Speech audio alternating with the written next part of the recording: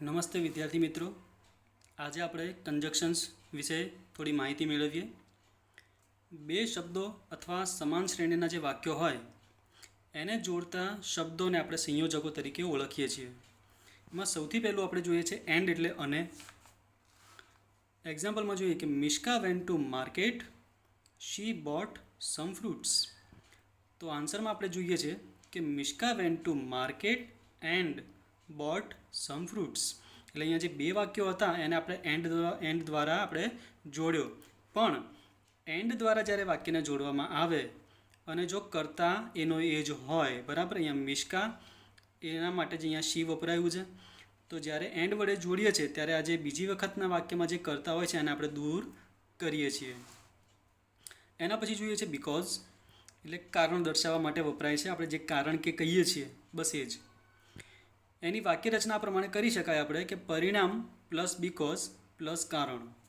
જેમ કે અહીં એક્ઝામ્પલમાં મેં લખ્યું છે કે Anand did not come to school, he was ill. Anand did not come to school because he was ill. બરાબર, અહીંયા આપણે બીકોઝ દ્વારા આ બે વાક્યોને જોડ્યા છે. પહેલું છે પરિણામ કે સ્કૂલે નહોતો આવ્યો, અને પછી કારણ છે, બરાબર, કે કારણ શું છે કે એ બીમાર હતો. થર્ડ નંબરમાં જોઈએ છે બટ એટલે પણ. એ વિરોધાભાસ દર્શાવે છે. બે વિરોધાભાસ દર્શાવતા વાક્યો હોય એને જોડવા માટે આપણે બટનો ઉપયોગ કરીએ છીએ. કે Ravi ran fast, he could not catch the bus. કે ફાસ્ટ દોડ્યો પણ તે બસ પકડી શક્યો નહીં. એના પછી જોઈએ છે અધરવાઇઝ, જે ઓરનું સમાનાર્થી છે, એટલે કે નહીતર અથવા વિપરીત અસર દર્શાવે છે. કે don't come late, otherwise the principal will punish you. બરાબર, એટલે આપણે નહીતરની વાક્ય રચના જોઈએ કે લેટ આવશો નહીં, નહીતર પ્રિન્સિપાલ તમને પનિશ કરશે. હવે જોઈએ આપણે ઓર, એ વિકલ્પ અથવા પરિણામ સૂચવે છે. કે run fast, you can't catch the bus. કે run fast or you can't catch the bus, એ આપણો એ પરિણામ છે. બરાબર, કે ઝડપી દોડો, નહીતર શું પરિણામ આવશે કે તમે બસ પકડી શકશો નહીં. અને અહીંયા છે આપણે વિકલ્પ દર્શાવે છે he is a teacher, he is a doctor. તો he is a teacher or a doctor, આ બેમાંથી એક વિકલ્પ છે કે બેમાંથી કાં તો ટીચર છે કાં તો ડૉક્ટર છે. એના પછી જોઈએ છે આપણે સો અને ધેરફોર. બરાબર, તેથી અથવા માટે જે વાક્ય રચના આપણે કરીએ છીએ એ જ એ કારણ અને પરિણામ દર્શાવે છે.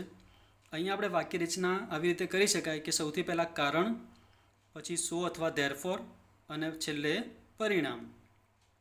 તો Mishka ran fast, she won the race. તો Mishka ran fast, so she won the race.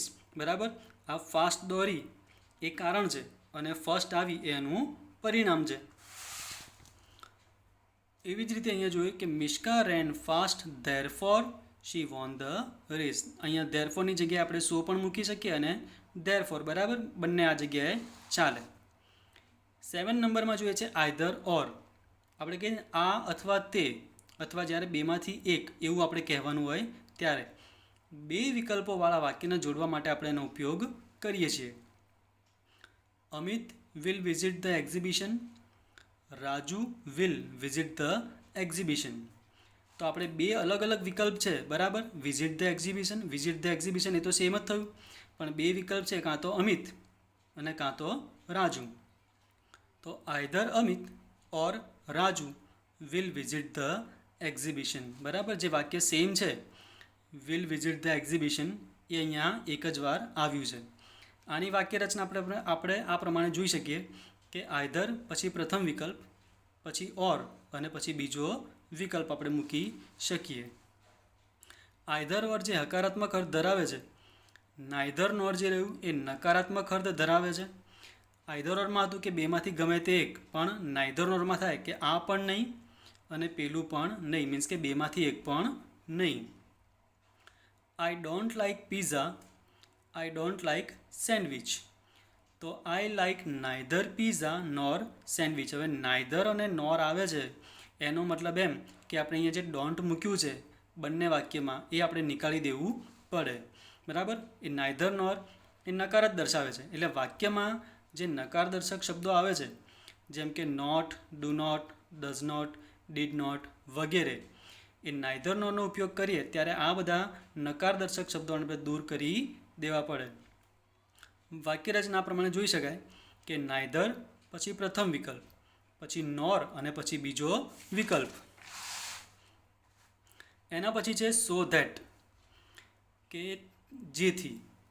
Walk fast so that you can rich office on time. So that means જેથી, કે ઝડપથી ચાલો જેથી તમે ઓફિસે ટાઈમ પર પહોંચી શકો. એટલે સો ધેટ પછી ક્રિયાનો હેતુ દર્શાવવામાં આવે છે. અહીંયા જે ક્રિયા થઈ કે વોક ફાસ્ટ, પણ એ વોક ફાસ્ટનો હેતુ શું છે? ઝડપથી ચાલવાનો હેતુ કે તમે ઓફિસે ટાઈમ પર પહોંચી શકો છો. એટલે સો ધેટ આવે એના પછી આપણે હેતુ દર્શાવવામાં આવે છે. એના પછી જોઈએ છે યટ, એટલે પરંતુ, છતાં અથવા પણ, એ પણ વિરોધાભાસ જ દર્શાવે છે.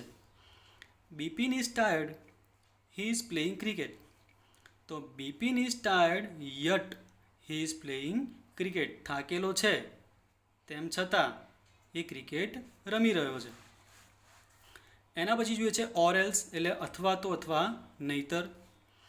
અધરવાઇઝના સમાનાર્થી તરીકે પણ આપણે એનો ઉપયોગ કરી શકીએ છીએ.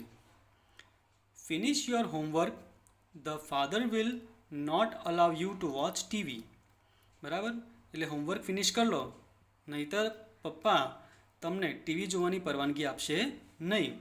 તો finish your homework or else the father will not allow you to watch TV. એના પછી છે ઇફ, એટલે આપણે જો અને તો, એટલે કે શરત અને પરિણામ દર્શાવવા આપણે એનો ઉપયોગ કરીએ છીએ. Respect others, they will respect you. તો ઇફ યુ રિસ્પેક્ટ અધર્સ પછી આપણે અલ્પવિરામ મૂક્યું છે, they will respect you. એટલે ઇફથી વાક્યને જોડો, એટલે પ્રથમ વાક્ય પૂર્ણ થાય ત્યાં આપણે અલ્પવિરામ દ્વારા આપણે બીજા વાક્યને જોડીએ છીએ.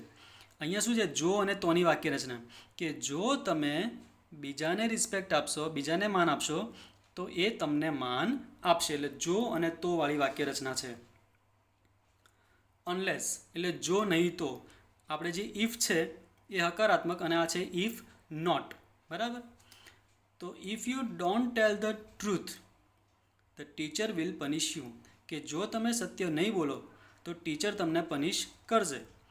તો ઇફ નોટનું સમાનાર્થી છે, એટલે જો આપણે અનલેસ મૂકીએ તો અહીંયાથી ઇફ અને આ ડોન્ટ, બરાબર, બંનેને આપણે દૂર કરવા પડે. Unless you tell the truth teacher will punish you. અહીંયા પણ આપણે વાક્યને કોમાથી જ જોડીશું. ધો અને ઓલ્ધો એ પણ વિરોધાભાસ જ દર્શાવે છે. મિનિંગ થાય કે જો કે, છતાં, જો કે, તેમ છતાં અથવા છતાં પણ. He is poor, he is honest. તો ઓલ્ધો, ધો અથવા ઓલ્ધો, હી ઇઝ પુઅર અને કોમા હી ઇઝ ઓનેસ્ટ, બંનેને આપણે વાક્યની શરૂઆતમાં જ મૂક્યા છે.